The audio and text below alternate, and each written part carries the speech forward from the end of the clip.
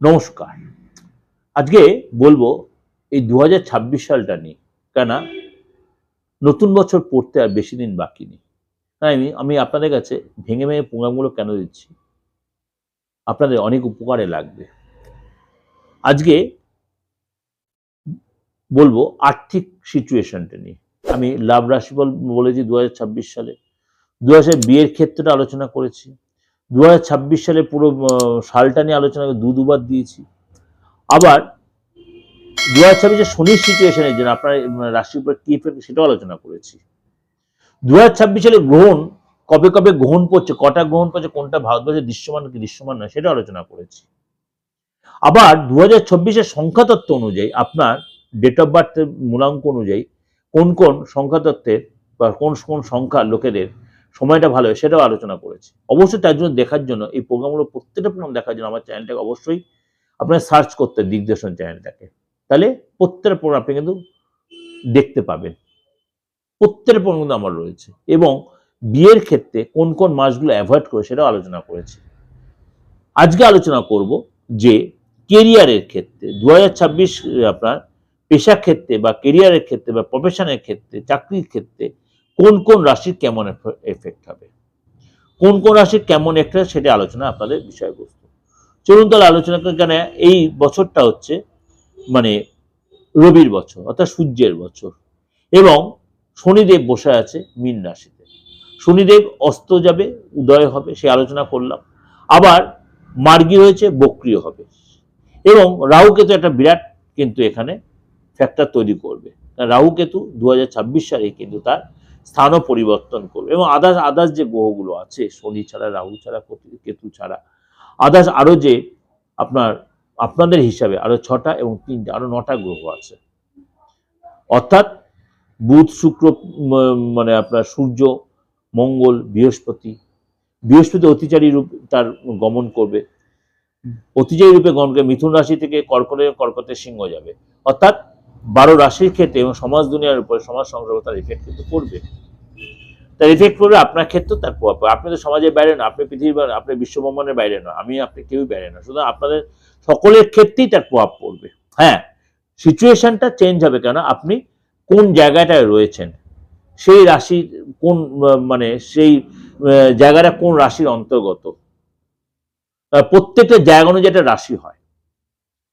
এর আগে আমি অনেক আগে আলোচনা করেছিলাম জায়গা অনুযায়ী রাশিটা, সার্চ করলে আপনি পেয়ে যাবেন জায়গা অনুযায়ী রাশিটা। যেমন পশ্চিমবঙ্গ কোন রাশি, দিল্লিটা কোন রাশি, উত্তরপ্রদেশ কোন রাশি, বা ভারতবর্ষ টোটালটাই কোন রাশি, এগুলো আলোচনা সবাই আপনি প্রোগ্রাম সার্চ করেন পেয়ে যাবেন। সুতরাং সেইগুলোর উপর বেস করে কিন্তু বা মনে করেন বাংলাদেশের লোকের প্রোগ্রাম তাদের কোন রাশি, তার উপর বেস করে শনির সিচুয়েশন, রাহু কেতু আপনার উপর কি এফেক্ট হবে, যেটা ভারতবর্ষের লোক সেটা আপনার কিন্তু নাও হতে পারে। কারণ আপনি কোন মানে রাষ্ট্রে রয়েছেন বা কোন কান্ট্রিতে রয়েছেন, সেই রাশিটা বা সেই দেশটা কোন রাশির আন্ডারে পড়ছে, সেটা কিন্তু একটা বিশাল ভাইটাল ব্যাপার। তারপরে আপনার নিজস্ব ব্যক্তিগত হরস্কোপের রাশি লগ্ন আছেই।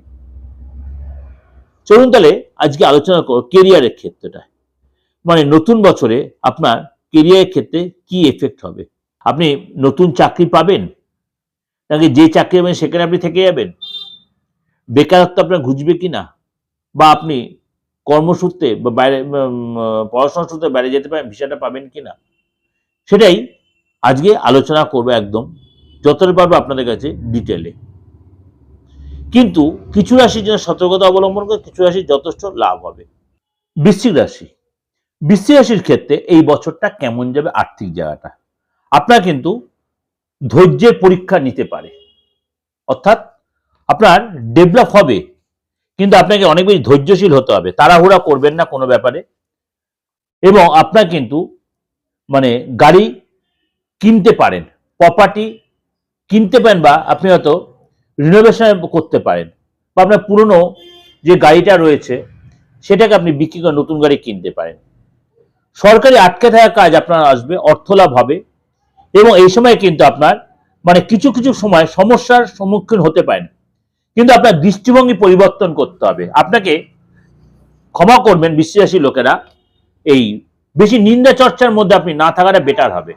নিজের কাজে আপনি ফোকাস করুন, নিজেকে নিয়ে আপনি ব্যস্ত থাকুন, তাহলে আপনার ভালো হবে। আপনার কাছে যে সম্পদ রয়েছে সেটা হচ্ছে সর্বোত্তম, সেটাকে ঠিকমতো ব্যবহার করতে পারেন, এই বছর কিন্তু আপনার আর্থিক যা যথেষ্ট ডেভেলপ করবে এবং আপনার মানসিকতায় পরিবর্তন করতে পারেন। আপনি কিন্তু রাজার রাজা এই বছর, রাজার রাজা এই বছর। যা 2025 আপনাকে দেয়নি, মঙ্গলের বছর হওয়া সত্ত্বেও, মঙ্গলের জাতক হওয়া সত্ত্বেও, জাতক জাতিকা হওয়া সত্ত্বেও 2026 রবি বছর আপনাকে কিন্তু অনেক কিছু দেবে। আপনাকে কিন্তু আপনার মানসিকতা চেঞ্জ করতে হবে, কাউকে নিয়ে বেশি চিন্তা ভাবনা, আপনি নিজেকে নিয়ে ফোকাস করুন, নিজের কাজে ফোকাস করুন, নিজেকে কনসেন্ট্রেট করুন, নিজের ফ্যামিলির প্রতি ফোকাস করুন এবং সহানুভূতিশীল হন এবং আপনি কাজে ফোকাস করুন, যে কাজটা করছেন সেই যে কাজটা, এবং আপনি অবশ্যই কাজটাকে ভালোবাসুন, যে কাজটা করছেন সেটা আপনি সে চাকরি করুন, প্রফেশন করুন, পড়াশোনা করুন, যাই করুন, যে সেক্টরে আছেন, আপনি বাইরে থাকুন, বিদেশে থাকুন, যাই থাকুন, আপনি যদি বিশ্বাসী লোকেরা 2026 সালটা আপনি যদি নিজেকে মানে নিজের স্কিল দেখাতে চান, অবশ্যই ধৈর্য রাখুন, হতাশ হবেন না, ঘাবড়ে যাবেন না, টেনশন নেবেন না। আর অবশ্যই একটা কথা বলছি, নিন্দা চর্চা বা পিএনপিসি জিনিসটা একদম টোটালি মাথা দিয়ে বের করে ফেলুন, দেখবেন আপনার আর্থিক যদি যথেষ্ট ডেভেলপ করতে হয়, যা আপনি বিগত দিনগুলো পাননি তা কিন্তু পাবেন। যে ওভারঅল একটা প্রেজেন্টেশন দিলাম, আপনাদের অবশ্যই ভালো লাগবে। ভালো লাগলে অবশ্যই লাইক করবেন, শেয়ার করবেন, আর এরকম নিত্য নতুন প্রোগ্রাম দেখার জন্য, কারণ আমি প্রত্যেক আপনাকে একদম জাস্টিফিকেশন প্রোগ্রাম দিলাম, ভালো লাগবে একদম মানে পূর্ণ ব্যাখ্যা করে করে। যদি ভালো লাইক করবেন, যোগাযোগ করতে বুকিং ফোন করেন, দেশে বিদেশে যে কোনো প্রান্ত থেকে যে কোনো ভাবে। ভালো থাকবেন, নমস্কার।